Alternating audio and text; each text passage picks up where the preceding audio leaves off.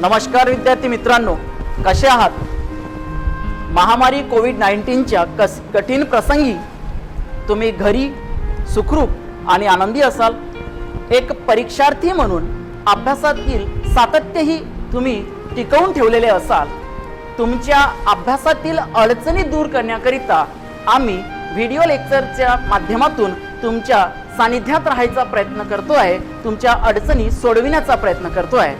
या उपक्रमाअंतर्गत मी रुपेश कराडे आपणासमोर सामान्य विज्ञान या विषयाचं मार्गदर्शन घेऊन आलेलो आहे.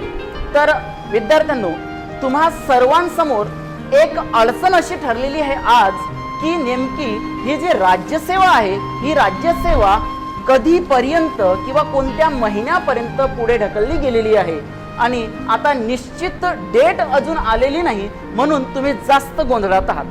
तर विद्यार्थ्यांनो, एकच सांगू इच्छितो की UPSC या परीक्षेने जो नवीन वेळापत्रक जाहीर केलेला आहे त्यानुसार ऑक्टोबर महिन्यामध्ये त्यांची प्रिलिम असणार आहे.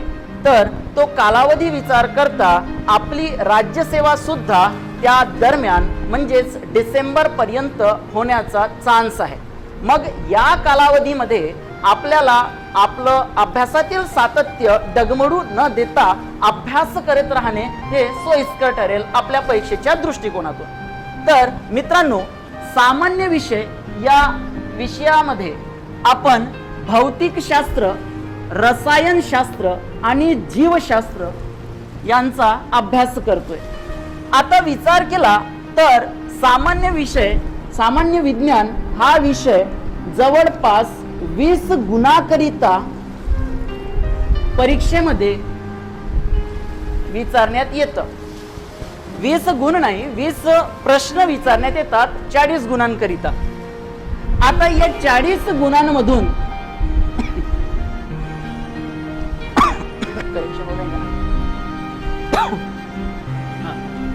20 प्रश्न 40 गुण करिता विचारण्यात येतात.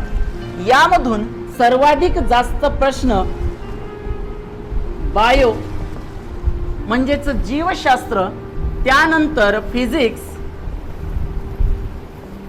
आणि त्यानंतर केमिस्ट्री म्हणजेच बायोलॉजीवर सर्वात जास्त प्रश्न, त्यानंतर भौतिकशास्त्र आणि रसायनशास्त्र.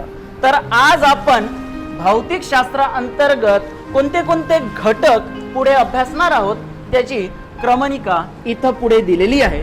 जसं पहिलं घटक राहणार आहे गती आणि गतीचे प्रकार, दुसरं बल आणि बलाचे प्रकार, कार्य, ऊर्जा आणि शक्ती, दाब आणि आर्किमिडीजचे तत्व, उष्णता आणि तापमान, ध्वनी, प्रकाश, आरसे आणि भिंगे, विद्युतधारा, चुंबकत्व, किरणोत्सार आणि राशी व मापन.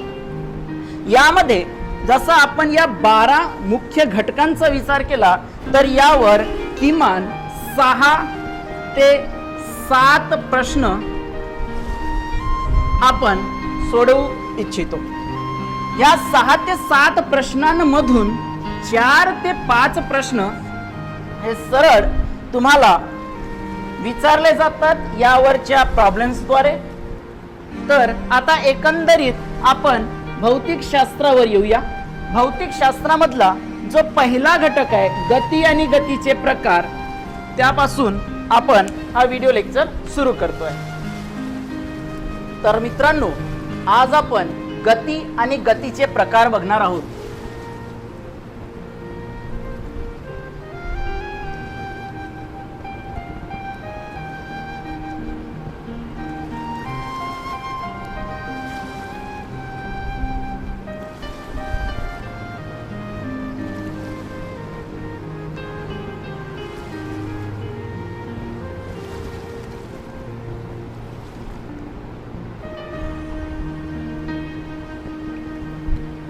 आता गती म्हणजेच काय हा पहिला प्रश्न आपणा सर्वांसमोर पडलेला असेल. एखादी वस्तू एका ठिकाणाहून दुसऱ्या ठिकाणी जाताना आपल्याला दिसतंय, काही पक्षी उडताना दिसतायत, काही ग्रह एका ठिकाणाहून दुसऱ्या ठिकाणी भटकताना आपल्याला दिसतायत. आकाशगंगेचा विचार केला तर आकाशगंगा सुद्धा कुठल्या तरी एका सेंटर भोवती फिरताना दिसत आहे.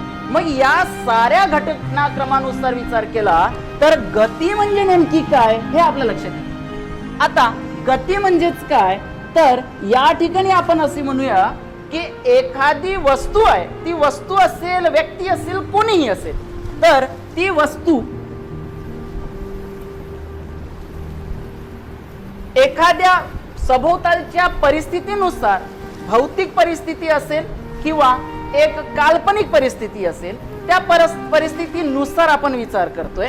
या ठिकाणी एखादी वस्तू किंवा व्यक्ती सभोवतालच्या व्यक्ती सापेक्ष किंवा स्थळ सापेक्ष स्वतःची जर जागा बदलत असेल तर त्या वस्तूला आपण गतिमान अवस्थेत आहे असं म्हणतोय. म्हणजे नेमकं काय तर वस्तू किंवा व्यक्ती आहे, ही वस्तू किंवा व्यक्ती सभोवतालची परिस्थिती आपण या ठिकाणी गृहीत धरतोय.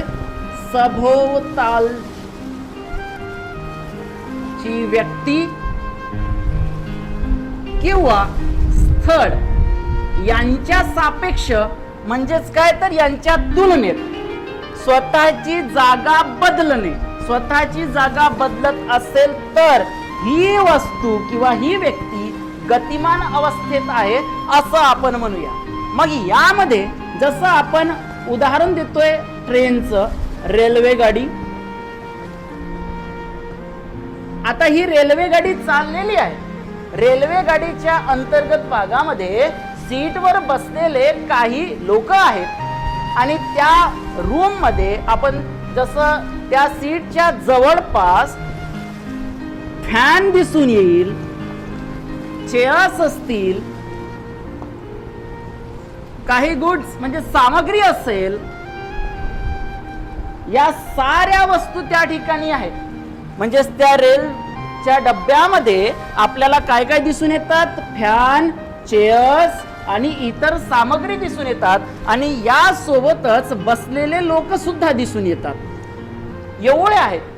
मग आता जसं गती म्हणजे काय म्हटलं होतं की एखादी वस्तू असेल, ती वस्तू किंवा व्यक्ती असेल, व्यक्ती ती सभोवतालच्या व्यक्ती सापेक्ष किंवा स्थळ सापेक्ष स्वतःची जागा बदलत असेल तर आपण त्याला गतिमान अवस्थेतील वस्तू म्हणतोय किंवा व्यक्ती म्हणतोय. परंतु या ठिकाणी रेल्वे गाडीमध्ये बसलेले लोक आहेत, फॅन आहेत, चेअर्स आहेत, सामग्री आहे. आता जर असं विचारलं की त्या रेल्वे गाडीचं जी अवस्था आहे ती रेल्वे गाडी गतिमान अवस्थेत आहे, म्हणजेच रेल्वे चालत आहे, जात आहे आणि त्या रेल्वे गाडीच्या डब्यामध्ये फॅन आणि लोक आहेत. आता या फॅनच्या तुलनेत म्हणजे फॅनच्या तुलनेत हे लोक गतिमान अवस्थेत आहेत की स्थिर अवस्थेत आहेत, हा पहिला प्रश्न या ठिकाणी आपणासमोर उद्भवतो आहे. तर आता बघा, रेल्वे गाडी चालत आहे, धावत आहे. रेल्वे गाडीच्या डब्यात फॅन आहे, परंतु हा फॅन तर जागा बदलत नाहीये ना. फॅन स्वतःच्या जागेतच आहे, तो तिथं फिरतोय. लोक बसलेले आहेत, रेल्वे गाडी चालत आहे. या ठिकाणी लोक आणि फॅन जागचे जागीच आहेत, ते स्वतः हलत नाहीयेत. म्हणून यांची जी अवस्था आहे ती स्थिर अवस्था आहे. या अवस्थेला आपण गतिमान अवस्था म्हणू शकणार नाही. का म्हणू शकणार नाही? कारण हे लोक म्हणजे इथले लोक या फॅनच्या तुलनेत स्थिर अवस्थेत आहे, स्वतःची जागा बदलत नाहीयेत, म्हणून हे स्थिर अवस्थेत आहे. परंतु आता या ठिकाणी रेल्वे गाडी चालत आहे, धावत आहे. खिडकी बाहेर आपण बघतोय, खिडकीच्या बाहेर असणाऱ्या व्यक्ती सापेक्ष किंवा स्थळ सापेक्ष एखादा चहाचा स्टॉल असेल, तो तिथं प्लॅटफॉर्मवर आहे आणि आपली आगगाडी चाललेली आहे. आपण आपल्या सीटवर बसून आहोत, आपण स्वतः धावत नाही की चालत नाही, परंतु त्या बाहेरच्या वस्तू सापेक्ष आपली जागा बदललेली आहे. मग अशा वेळी आपण आता गतिमान अवस्थेत आहोत असं आपल्याला म्हणावं लागेल. मग आता गतिमान अवस्था काय आणि स्थिर अवस्था काय, या दोघांमधला फरक तुम्हास निश्चितच समजला असेल असं मला वाटतं. मग आता सांगा, पाहूया. जसं एक बाईक आहे, थांबलेली गाडी आहे बाईक म्हणण्यापेक्षा, आणि त्या गाडीवर एक पक्षी येऊन बसलेला आहे. थांबलेली गाडी आहे, त्या गाडीवर एक पक्षी येऊन बसलं. परंतु त्याच्या शेजारून एक दुसरी गाडी वेगात निघून गेली. मग अशा वेळी त्या पक्षाची अवस्था ही गतिमान असेल की स्थिर असेल, याचं उत्तर तुम्हाला द्यायचं आहे. तर काय वाटतं मित्रांनो, कोणती अवस्था असेल त्या पक्षाची? तर निश्चितच तुम्ही विचार करताय तोच त्याचं उत्तर आहे. आणि तो म्हणजे कसं, त्या वस्तूची म्हणजे त्या पक्षीची अवस्था ही स्थिर आहे. आता बघा, इथं पण परिस्थिती आपण जर विचार केला तर समोरची वस्तू ही स्वतःची जागा बदललेली आहे, परंतु गतिमान अवस्थेमध्ये गतीच्या व्याख्येमध्ये निश्चितच उल्लेख केलेला आहे की इथं वस्तू स्वतःची जागा बदलणे महत्वाचं आहे. स्थळाची किंवा दुसऱ्या व्यक्तीची जागा बदलणे हा या ठिकाणी मूलभूत मुख्य या संकल्पनेचा मुद्दा नाहीये. त्यामुळे तो पक्षी स्वतः बसून आहे, म्हणून त्या पक्षाची स्थिती ही स्थिर असेल, गतिमान नसेल. ओके, तर या ठिकाणी आपण गती म्हणजेच काय याविषयी म्हटलं की वस्तू किंवा व्यक्ती असेल ती सभोवतालच्या व्यक्ती किंवा स्थळ सापेक्ष स्वतःची जर जागा बदलत असेल तर ती वस्तू गतिमान अवस्थेमध्ये आहे असं म्हणूया, अन्यथा ती वस्तू ही स्थिर अवस्थेमध्ये असेल. तर आता या गतीचे काही प्रकार आहेत. या प्रकारावर आपल्याला थोडासा फोकस करावा लागणार आहे, कारण परीक्षेच्या दृष्टिकोनातून फक्त गती म्हणजेच काय हेच महत्वाचं नाही, तर त्याचे प्रकार आणि त्या प्रकारानुसार आपल्याला येणारे प्रश्न सोडवावे लागणार आहेत. तर गतीचे प्रकार,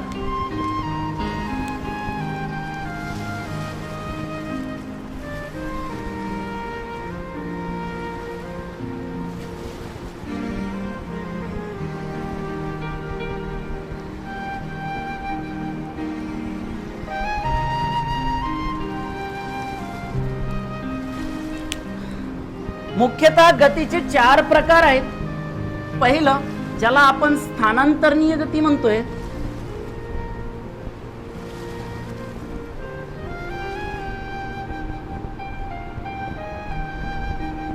translational motion.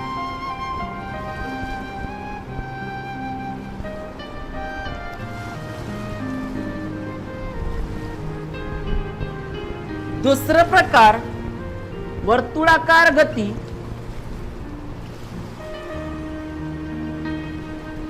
Circulatory motion.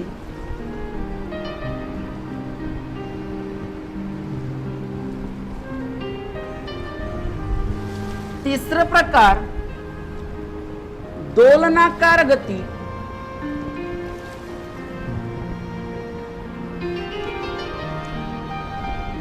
Oscillatory motion.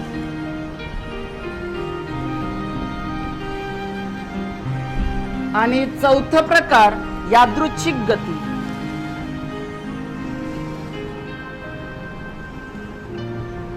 ज्याला आपण रॅन्डम मोशन म्हणतोय.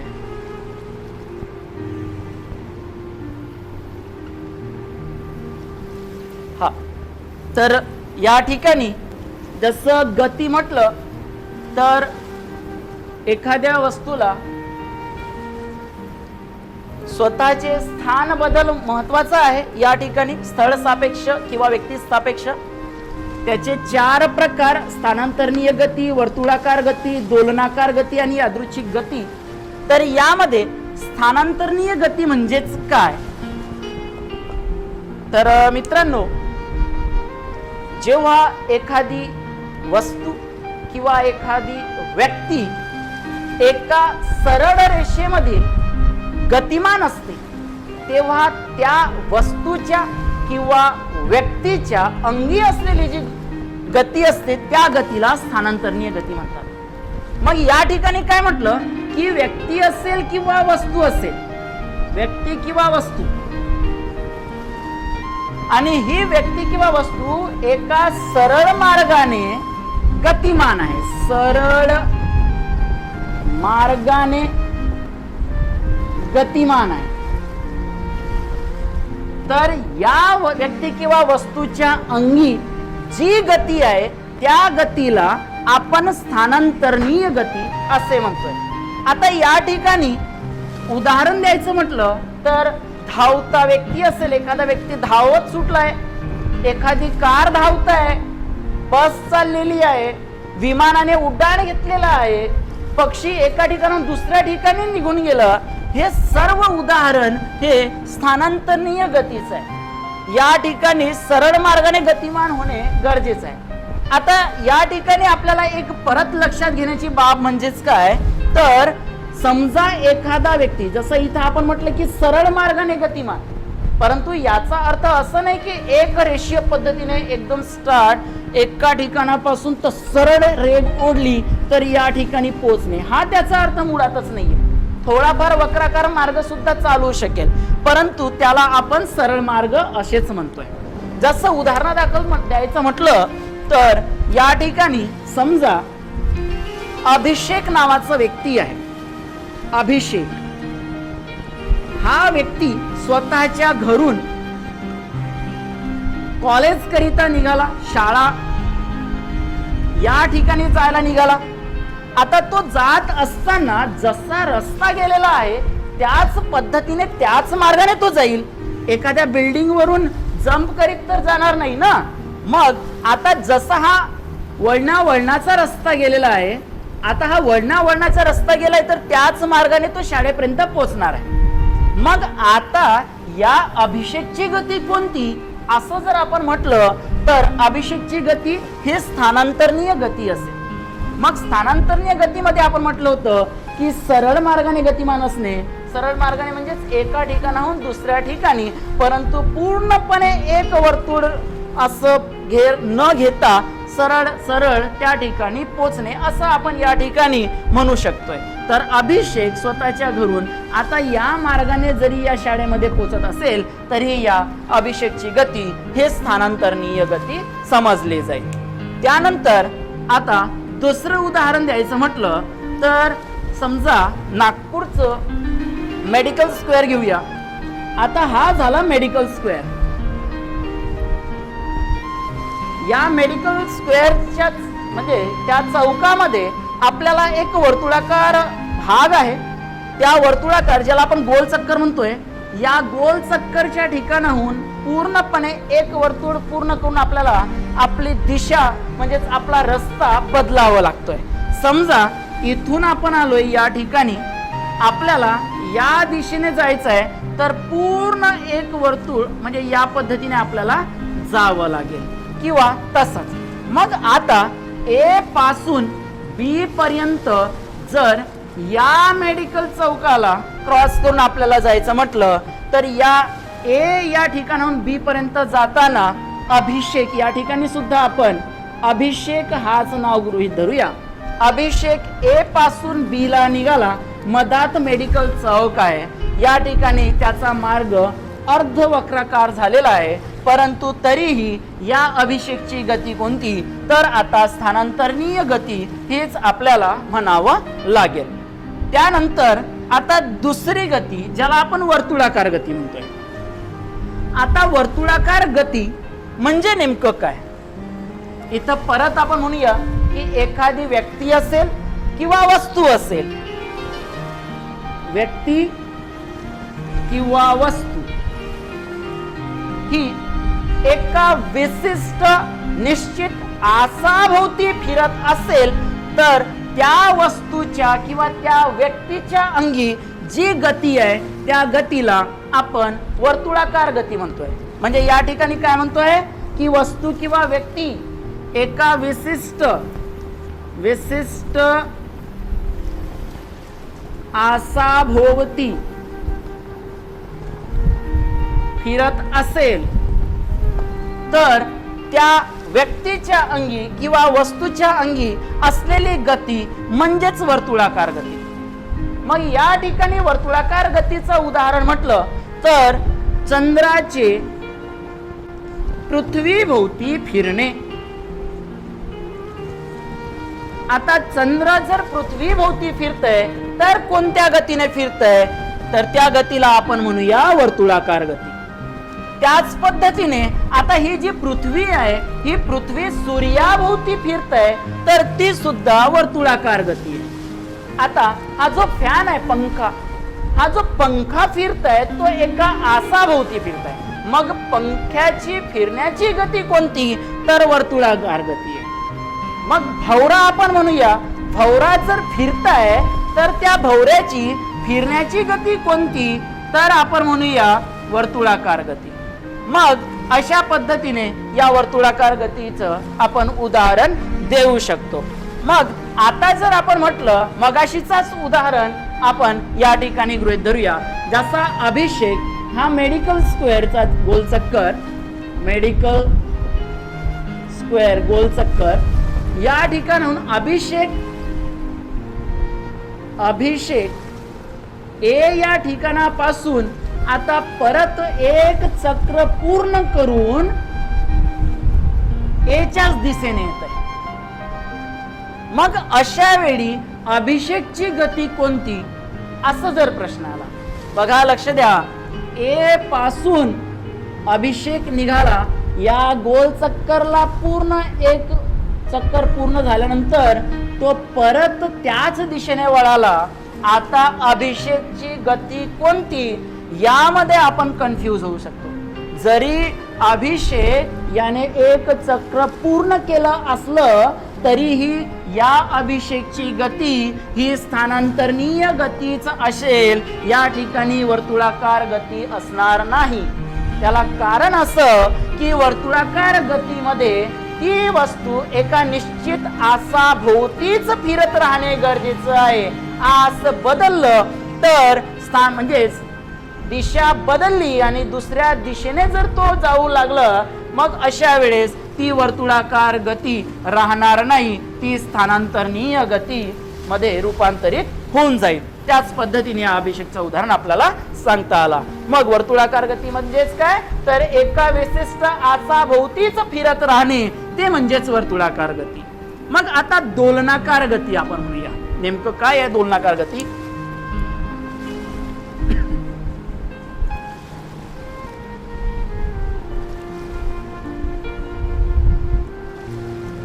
तर मित्रांनो, दोलनाकार गती ज्याला आपण ऑसिलेटरी मोशन म्हणतोय, यामध्ये आपल्याला एक कंपन गती हा सुद्धा भाग अभ्यासावा लागतो, ज्याला आपण व्हायब्रेशनल मोशन म्हणतोय.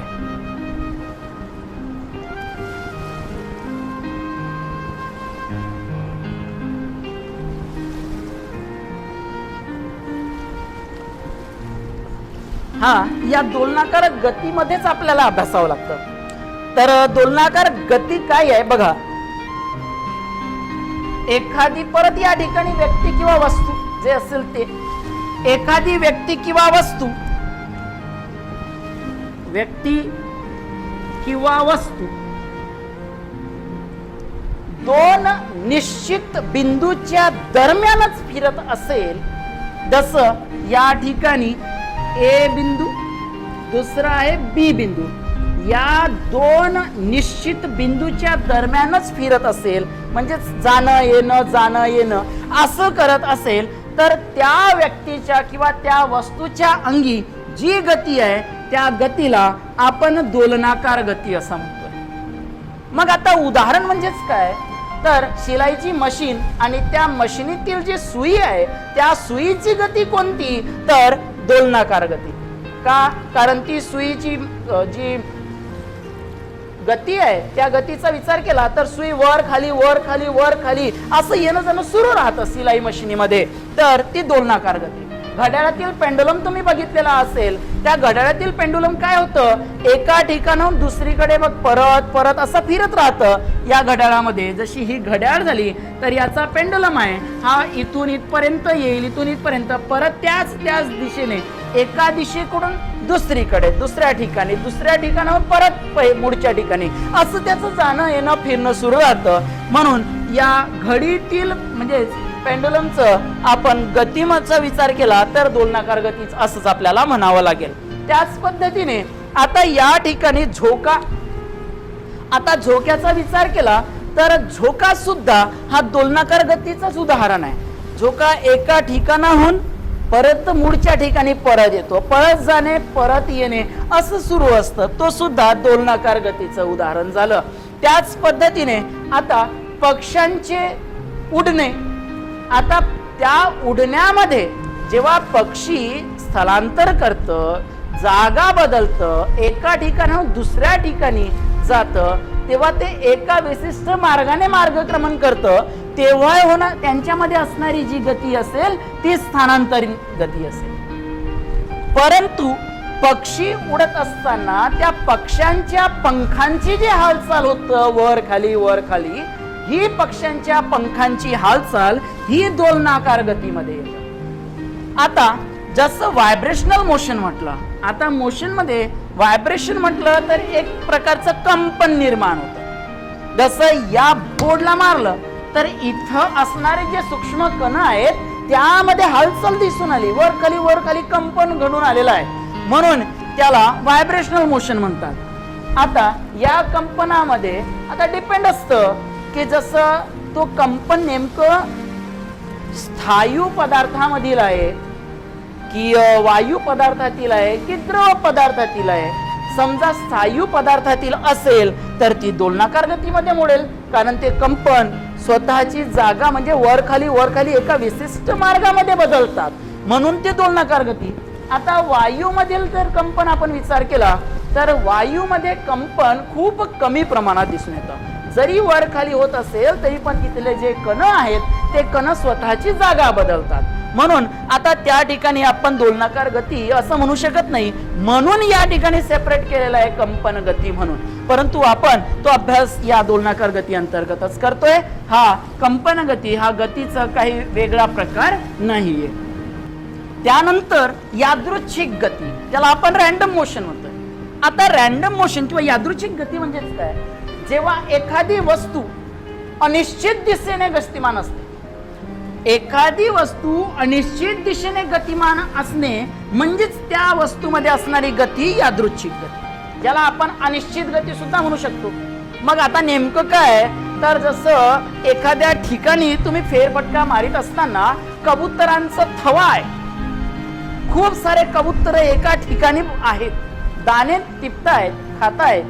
अशा वेळेस जर तुम्ही अचानक तिथं गेलेत तर कबूतर, आता तुम्ही येत आहे म्हणून ते कबूतर असं म्हणणार नाही की बघा रमेश आलेला आहे तर आता रमेश या दिशेने येत आहे तर मी त्या दिशेने उडतो असं म्हणणार नाही.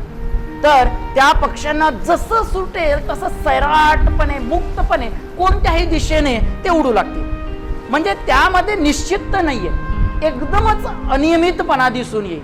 आता त्या कबुतरांमध्ये किंवा त्या पक्ष्यांमध्ये जे सैरावैरा पडण्याची उडण्याची जे गती आलेली आहे ती गती कोणती तर रॅन्डम गती, कारण ते मुक्तपणे उडतायत, कोणत्या दिशेने उडतील याचं काही नियम नसतं, जिथं वाटलं फरकन उडून गेलं ती आहे यादृच्छिक गती. त्याच पद्धतीने धुळीचे कण, आता धुळीचे कण म्हटलं, या धुळीचे कण आता जस्ट उन्हाळा आपण फेस केलेला आहे, या उन्हाळ्यामध्ये तुम्हाला अनुभव आलेला असेल की धुळीने माखलेल्या रस्त्यावरून जेव्हा तुम्ही गाडी वेगाने नेत आहात अशा वेळी त्या चाकातून धूळ जी बाहेर पडत आहे त्या धुळीची काही दिशा निश्चित नसतं, ते कुठल्याही दिशेने उडतं पडतं, तर ते धूळ ही सुद्धा यादृच्छिक गती आहे आपण गृहीत धरतोय. त्याच पद्धतीने एखादा आता पावसाळा लागू होणार आहे थोडक्यातच, तर पावसाळ्यामध्ये एखाद्या डबक्यामध्ये चिखल आहे आणि त्या चिखलावर जर एखाद्या व्यक्तीने दगड फेकून मारलं तर त्या दगडाद्वारे जो पाणी तिथून बाजूला सारण्यात येणार आहे त्याची काही निश्चित दिशा नसतं, ते कोणत्याही दिशेने भरकनीत म्हणजेच पडू शकतं, म्हणून त्या चिखलाची सुद्धा गती कोणती तर यादृच्छिक गती असं आपल्याला म्हणावं लागेल. त्याच पद्धतीने एखाद्या ठिकाणी पाला पाचोळा पडू नये, आता पाला पाचोळा पडू नये आणि त्या पडलेल्या पाला पाचोळा त्या ठिकाणाहून जर भरकन एखादा व्यक्ती किंवा एखादा वानर त्या ठिकाणी जंप करताय तर तो पाला पाचोळा कोणत्याही दिशेने सारलं जाऊ शकतं. मग अशा वेळी परंतु या ठिकाणी एक बाब लक्षात ठेवावं लागेल, त्या पाला पाचोळ्यावर वरून एखादी वस्तू पडली असेल तर पालापाचोळा कोणत्याही दिशेने सारला जातो आहे, ती गती म्हणजे यादृच्छिक गती. आणि हवेद्वारे एका विशिष्ट दिशेकडून हवा वाहत आहे आणि त्या वाहत्या हवेद्वारे तो पालापाचोळा तिथून उडून दुसरीकडे सारला जातोय, ती गती ही स्थानांतरणीय गतीमध्ये येईल. कारण आता ती अनिश्चितपणे नाही, ज्या दिशेने हवा वाहतोय त्याच दिशेने पालापाचोळा सुद्धा वाहणार आहे. म्हणून आपल्याला या ठिकाणी थोडं मायनर काही घटक, काही बाबी लक्षात घेणे गरजेचं आहे अभ्यासताना. तर अशा प्रकारे गतीचे मुख्यतः 4 प्रकार आपण बघितलं. स्थानांतरणीय गती म्हणजेच काय, तर एखादी वस्तू किंवा व्यक्ती सरळ मार्गाने जेव्हा गतिमान असते तेव्हा त्या व्यक्ती किंवा वस्तूमध्ये असणारी जी गती आहे ती स्थानांतरणीय गती. याचं उदाहरण आपण म्हटलं की धावती गाडी, धावता व्यक्ती, चालती मोटार वगैरे एक्सेट्रा, हे सगळे या स्थानांतरणीय गतीमध्ये आलेत. वर्तुळाकार गती यामध्ये आपण म्हटलं की एखादी वस्तू एका निश्चित आसाभोवती फिरणे म्हणजे त्या वस्तूच्या अंगी असणारी गती, याला आपण वर्तुळाकार गती म्हटलं. तर यामध्ये उदाहरण आपण गृहीत धरलं की चंद्राचं पृथ्वीभोवतीचं फिरणं, पृथ्वीचं सूर्याभोवती फिरणं, त्यानंतर या पंखे म्हणजे हा जो पंखा फिरताय त्या पंख्याचं फिरणं, त्यानंतर भवराज फिरतोय तो, या साऱ्यामध्ये जी गती असतं ती वर्तुळाकार गती आपण म्हणतोय. त्यानंतर दोलनाकार गती. मग दोलनाकार गतीमध्ये म्हटलं की वस्तू 2 निश्चित बिंदू मध्येच फिरत राहतो, म्हणजे त्या 2 निश्चित बिंदूच्या दरम्यान असणारी त्या वस्तूची गतिमानता म्हणजेच ती दोलनाकार गती असं आपण म्हटलं. या ठिकाणी पक्ष्यांच्या पंखांची हालचाल, त्यानंतर शिलाईच्या मशिनीच्या सुईची हालचाल, त्यानंतर पेंडुलम, घडीचा पेंडुलम, त्यानंतर झोका इत्यादी आपण या ठिकाणी दोलनाकार गतीचं उदाहरण अभ्यासलं. त्यानंतर यादृच्छिक गती, ज्याला आपण रॅन्डम मोशन म्हणतोय, ते म्हणजे अनिश्चितता. कोणत्या दिशेने म्हणजे ती वस्तू भरकन उडून जाईल, पक्षी म्हटलं तर, किंवा धूळ असेल तर भरकन सारलं जाईल, ते कोणतं हे निश्चित नसतं. ती गती म्हणजेच काय, तर यादृच्छिक गती. यामध्ये पक्ष्यांचे सैरावैरा उडणे, धुळीच्या कण पसरणे वगैरे आपण अभ्यासलं. अशा प्रकारे गतीचे प्रकार आपण अभ्यासलेलं आहे. यानंतर आपण अंतर म्हणजेच काय हा टॉपिक बघूया.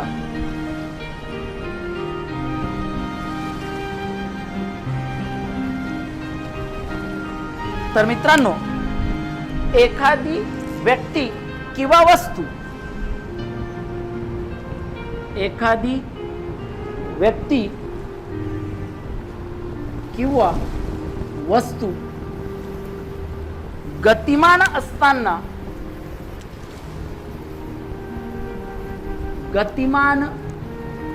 असताना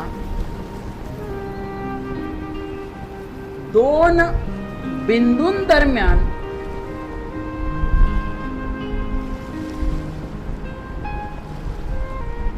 प्रत्यक्षात केलेले मार्गक्रमण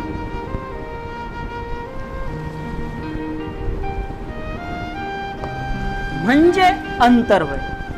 आता या ठिकाणी नेमकं काय म्हणायचं आहे की एखादी व्यक्ती किंवा वस्तू, ए हा पहिला बिंदू झालं आणि बी हा दुसरा बिंदू झाला, तर ए पासून बी पर्यंत प्रत्यक्षात रस्ता आडीमोडीचा कसंही असू शकतो, प्रत्यक्षात मार्गक्रमण जो केला जात आहे तर हा पूर्णपणे इथून इथपर्यंतचा जसं जसं तो व्यक्ती गेलेला आहे तसं तसं म्हणजेच प्रत्यक्षात केलेला मार्गक्रमण म्हणजेच काय तर अंतर.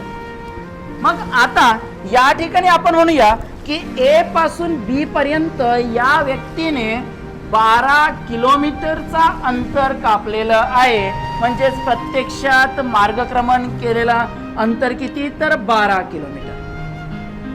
आता अंतर आणि विस्थापन ह्या 2 वेगळ्या कन्सेप्ट आपण अभ्यासतोय या सायन्स म्हणजे अंतर्गत, फिजिक्स अंतर्गत.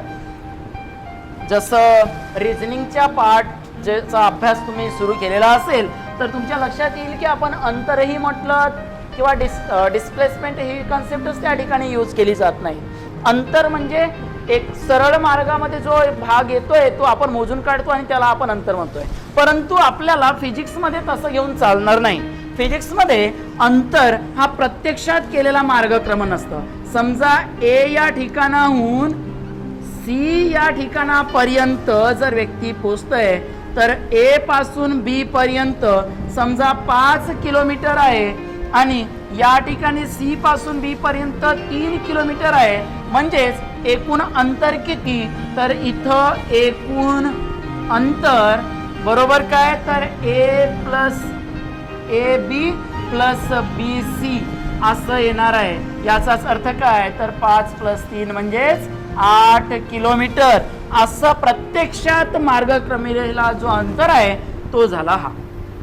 आता विस्थापन ही कन्सेप्ट आपण बघून घेऊ.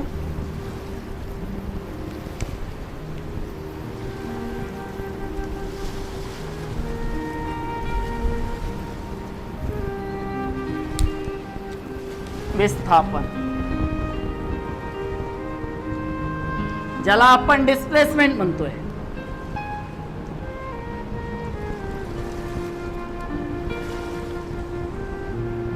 तर विद्यार्थ्यांनो, विस्थापनामध्ये एखादी व्यक्ती किंवा वस्तू दोन बिंदूच्या दरम्यान एका सरळ मार्गामध्ये जे सर्वात कमी अंतर असते ते पार पाडणे म्हणजे विस्थापन.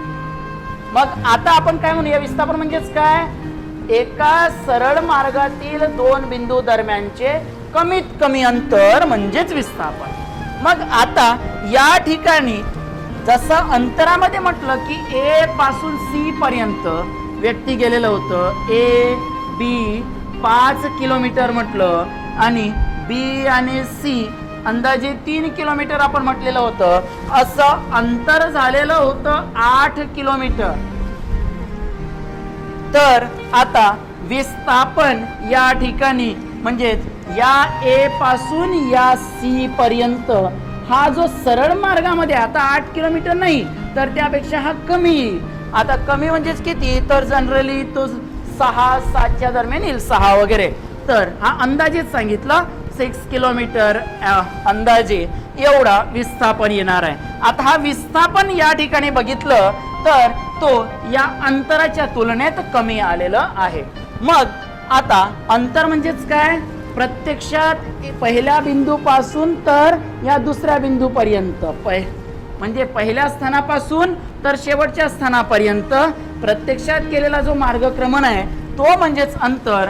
आणि विस्थापन म्हणजेच काय, तर सुरुवातीच्या स्थानापासून शेवटच्या स्थानापर्यंत एका सरळ रेषेमध्ये जो कमीत कमी अंतर येतं तो कमीत कमी अंतर म्हणजेच विस्थापन आहे. यानंतरची कन्सेप्ट चाल आणि वेग. आता चाल आणि वेग काय आहे ते आपण समजून घेऊया.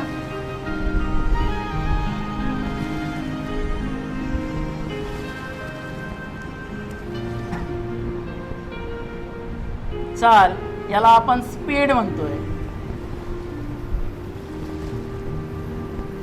आणि वेग याला आपण व्हेलॉसिटी म्हणतोय.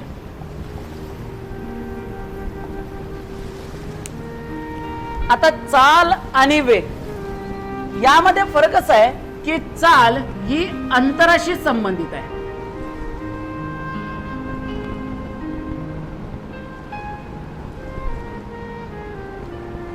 आणि व्हेलॉसिटी म्हणजे वेग हे विस्थापनाशी संबंधित आहे.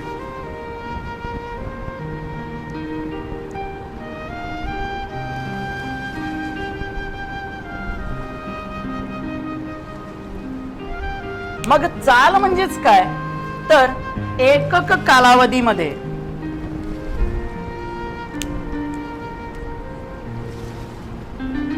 चाल बरोबर एकूण अंतर भागीला एकूण काळ. हा आता चाल म्हणजेच काय, तर एकक कालावधीमध्ये कापलेल्या अंतराला आपण म्हणतोय चाल. एका विशिष्ट कालावधीमध्ये जेवढा अंतर प्रत्यक्षात मार्गक्रमण करण्यात आलं त्याला आपण चाल म्हणतोय. मग त्याचं सूत्र काय आहे, तर चाल बरोबर एकूण अंतर भागिला काळ. त्यानंतर वेग. आता वेग ही विस्थापनाशी संबंधित राशी आहे. मग या ठिकाणी विस्थापन बरोबर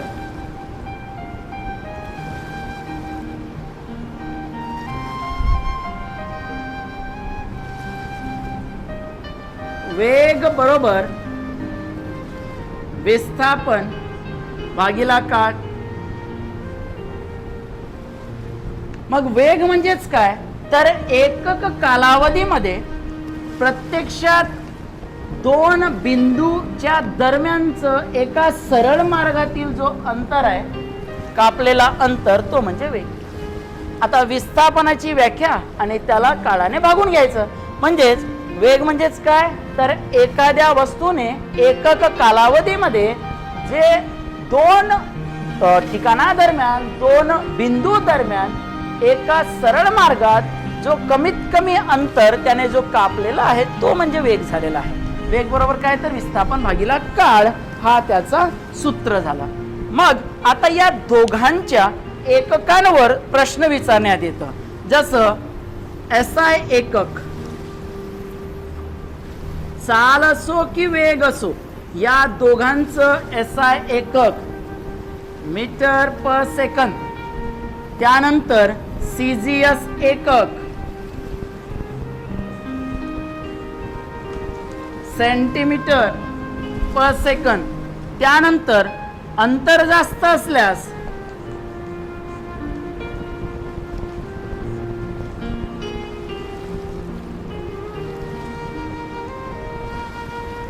किलोमीटर पर आवर. SI एकक म्हटलं तर मीटर प्रति सेकंद, CGS एकक म्हटलं तर सेंटीमीटर प्रति सेकंद, आणि अंतर जास्त असेल तर किलोमीटर प्रति तास. हे झालेत चालीचे एकक किंवा वेगाचे एकक.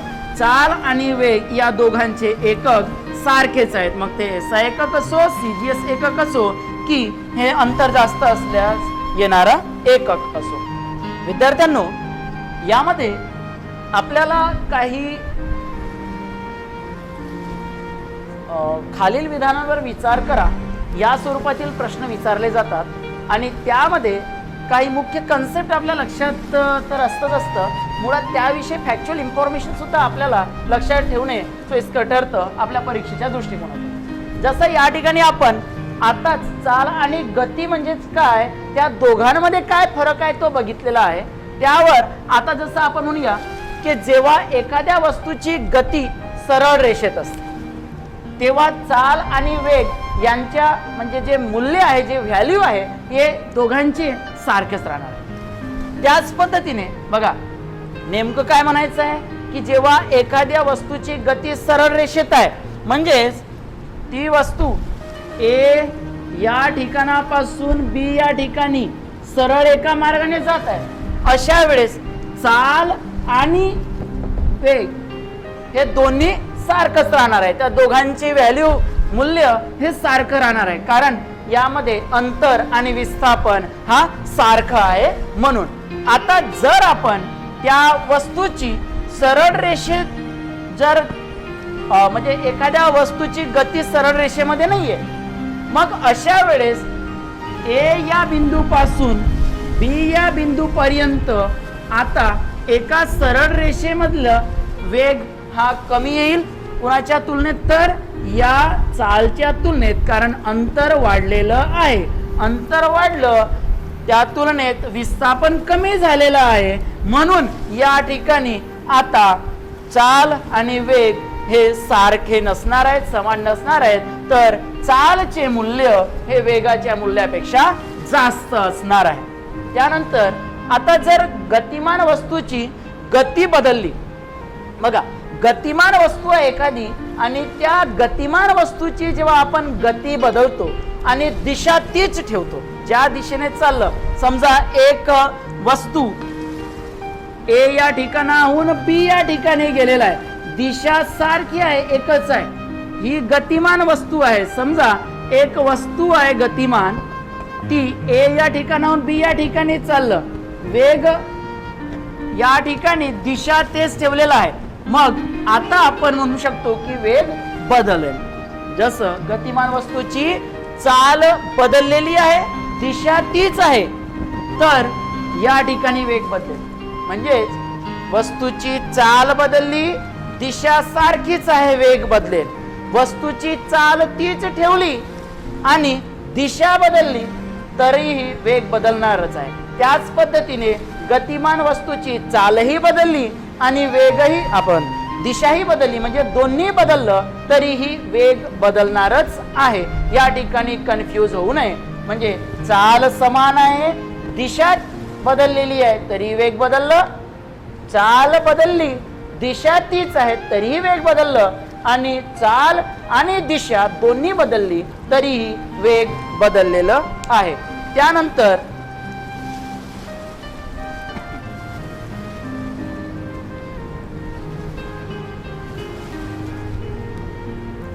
एकरेषीय गती आणि नैकरेषीय गती.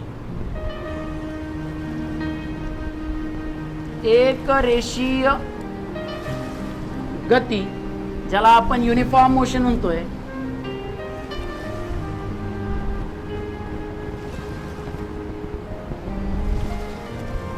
आणि नैकरेषीय गती,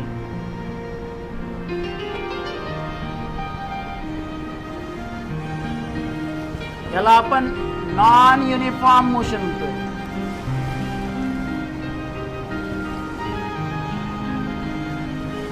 तर एकरेषीय गती आणि नैकरेषीय गती. एकरेषीय गती म्हणजेच काय, तर एखादी गतिमान वस्तू किंवा व्यक्ती, एखादी गतिमान वस्तू किंवा व्यक्ती समान कालावधीत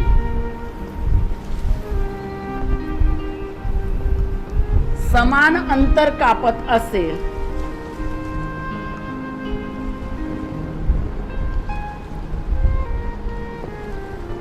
तर त्या वस्तूच्या गतीला एकरेषीय गती असे म्हणतात.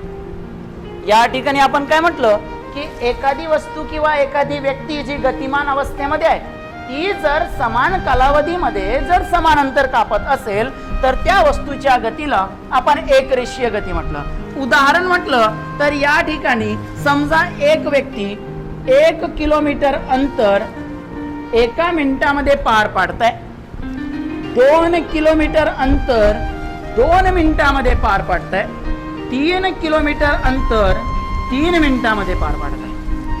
आता या ठिकाणी या दरम्यान कालावधी आणि जो अंतर आहे तो अंतर सारखा आलेला आहे. बघा या ठिकाणी 1 किलोमीटर वाढलं 1 मिनिट वाढल्यामुळे, इथं सुद्धा 1 किलोमीटर वाढलं, इथं 1 किलोमीटर वाढल्यामुळे, म्हणजे प्रत्येक मिनिटाला 1 किलोमीटर असं या ठिकाणी दिसून येत आहे. हा झाला एकरेषीय गतीचा उदाहरण. त्यानंतर नैकरेषीय गती. इथं आपण म्हणूया की गतिमान वस्तू किंवा व्यक्ती, गतिमान वस्तू किंवा व्यक्ती ही समान कालावधीमध्ये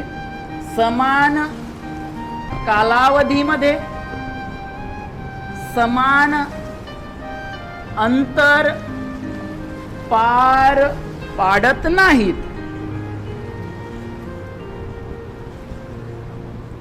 म्हणजेच काय, तर समजा 1 किलोमीटर अंतर तो 1 मिनिटामध्ये पार पाडला, 2 किलोमीटर अंतर त्याने समजा 3 मिनिटामध्ये पार पाडला, 3 किलोमीटर अंतर आता त्याने सरळ 4 मिनिटामध्ये पार पाडला. आता बघा या ठिकाणी जसं किलोमीटर मध्ये 1 किलोमीटरचा फरक पडला तर इथं 2 मिनिटाचा फरक पडला, इथं 1 किलोमीटरचा अंतरामध्ये फरक पडला तर इथं 1 मिनिटाचा, 1 मिनिट, कारण 3 मिनिट होतं ना, तिथून 4 मिनिटापर्यंत 1 मिनिटाचा. म्हणजे हा कमी जास्तपणा दिसून येत आहे आपल्याला. समान कालावधीमध्ये समान अंतर पार पाडलं जात नाही, त्या गतीला नैकरेषीय गती असे म्हटले जाते. तर एकरेषीय गती आणि नैकरेषीय गती हे दोन विशिष्ट प्रकार आपल्याला अभ्यासावं लागतं गती अंतर्गत. मग जसं आपण म्हटलं की गतीचे जे मुख्य प्रकार आहेत त्या प्रकारामध्ये पहिलं होतं स्थानांतरणीय गती, त्यानंतर दुसरं वर्तुळाकार गती, तिसरी गती आपण म्हटलं दोलनाकार गती, चौथी यादृच्छिक गती आणि त्यानंतर अतिरिक्त गतीमध्ये आपण बघतो आहे एकरेषीय गती आणि नैकरेषीय गती. तर हे तुम्हाला लक्षात ठेवणे गरजेचं आहे परीक्षेच्या दृष्टिकोनातून. त्यानंतर आपण बघूया त्वरण.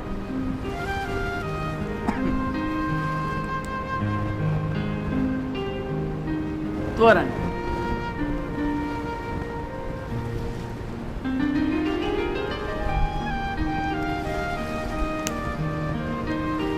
आता त्वरणामध्ये ऍक्सलरेशन आणि ऍक्सिलरेशन हे दोन्ही सारखंच आहे. काही ठिकाणी ई इथं दिलं जातं, काही ठिकाणी ई दिलं जात नाही. त्या दोन्हीचा अर्थ त्वरणच होतं. ठीक आहे. तर त्वरण म्हणजेच काय, तर काळानुसार वेगामध्ये होणारा बदल म्हणजे त्वरण. इथं आपण म्हणूया एखाद्या वस्तूच्या, आता गतीच्या अंतर्गतच बघतोय म्हणजे गतिमान वस्तू आली.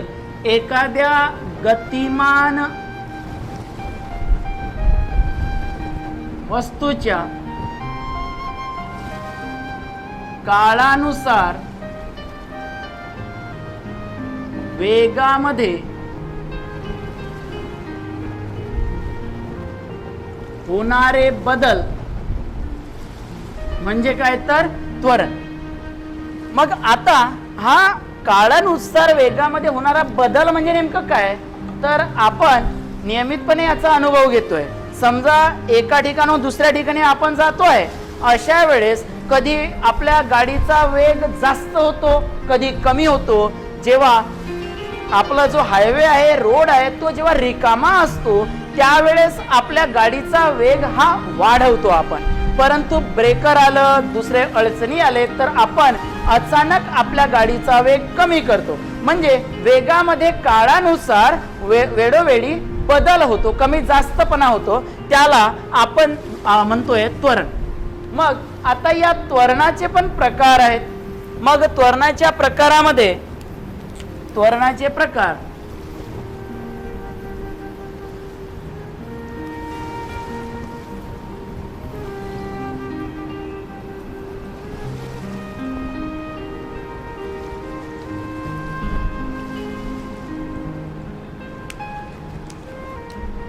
यामध्ये परत तोच एकरेषीय त्वरण.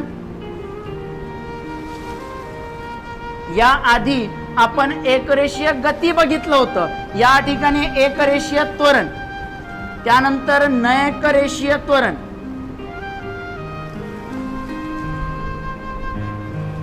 एकरेषीय त्वरण म्हणजेच आता युनिफॉर्म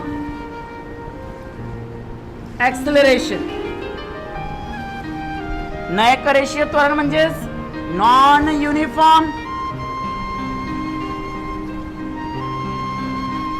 ऍक्सिलरेशन. त्यानंतर धनत्वरण, याला आपण पॉझिटिव्ह ऍक्सिलरेशन म्हणतोय.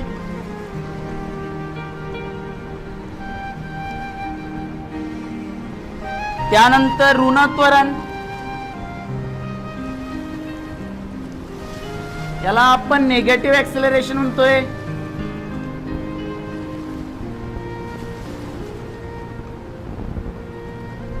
त्यानंतर शून्य त्वरण,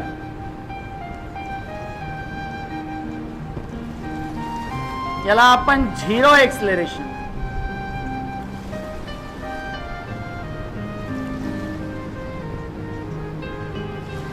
तर हे 5 प्रकार आहेत त्वरणाचे.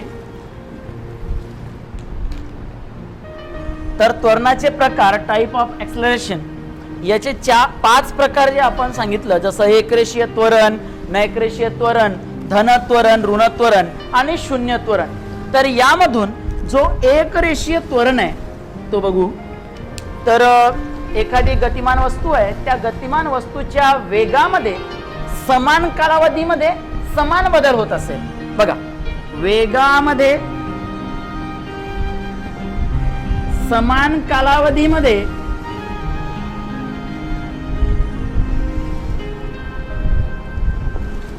समान बदल होत असेल तर तो एक रेषीय त्वरण आपण म्हणूया. जसं याआधी आपण म्हटलं की त्वरण म्हणजेच काय, तर एखाद्या गतिमान वस्तूच्या काळानुसार वेगामध्ये होणारा बदल.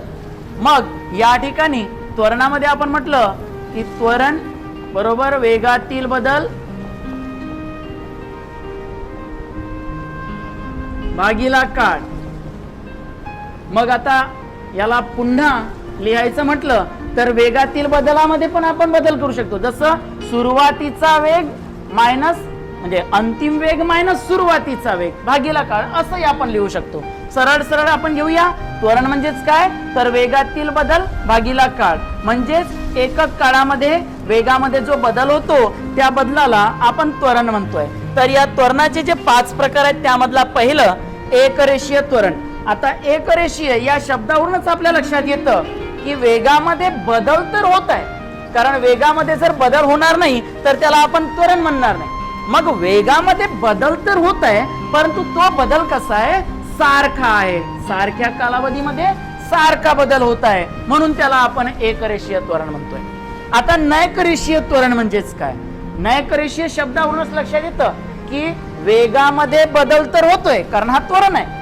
मग वेगामध्ये बदल होत आहे, परंतु तो सारख्या कालावधीमध्ये सारखा बदल नसेल, त्याला आपण नैकरेषीय त्वरण म्हणतोय. त्यानंतर आता धन त्वरण, ज्याला आपण पॉझिटिव्ह एक्सेलरेशन म्हणतोय. या पॉझिटिव्ह एक्सेलरेशन मध्ये म्हणावं लागेल की वेगामध्ये बदल होतो, परंतु तो बदल हा वाढता बदल असेल. म्हणजे कसं की वेगामध्ये सतत वाढ होत असेल तर त्या त्वरणाला आपण धन त्वरण असे म्हणतोय. वेगामध्ये सतत वाढ होत असेल तर त्या त्वरणाला आपण धन त्वरण म्हणतोय. त्याच पद्धतीने आता ऋण त्वरण म्हणजेच काय, तर वेगामध्ये जर घट होत असेल म्हणजेच वेग कमी होत असेल, या ठिकाणी धन त्वरण कोणतं, वेग सतत वाढत गेला तो धन त्वरण. ऋण त्वरण म्हणजेच काय, वेग आता हळूहळू कमी कमी कमी कमी होत आहे, तो ऋण त्वरण. याला मंदन सुद्धा म्हणतात. मंदन हा सुद्धा एक शब्द प्रयोग केला जातो ऋण त्वरणच्या बाबतीत. तर ऋण त्वरण म्हणजेच काय आहे, तर मंदन म्हणजेच काय, तर वेगामध्ये घट होणे. आणि शून्य त्वरण म्हणजेच काय, तर या ठिकाणी लक्ष द्या, वेगामध्ये कुठलाच बदल न होणे, वेग सारखा राहणे. वेग सारखा राहणे म्हणजेच काय, वेगामध्ये कुठलाही बदल न होणे, याला आपण शून्य त्वरण असं म्हणूया. मग आता उदाहरण द्यायचं म्हटलं तर मुख्यतः धन त्वरण, ऋण त्वरण आणि शून्य त्वरण यावर विविध प्रकारे उदाहरणाद्वारे तुम्हाला प्रश्न विचारलं जाऊ शकतं. तर या ठिकाणी एका विमानाचं उदाहरण आपण घेऊया. ठीक आहे.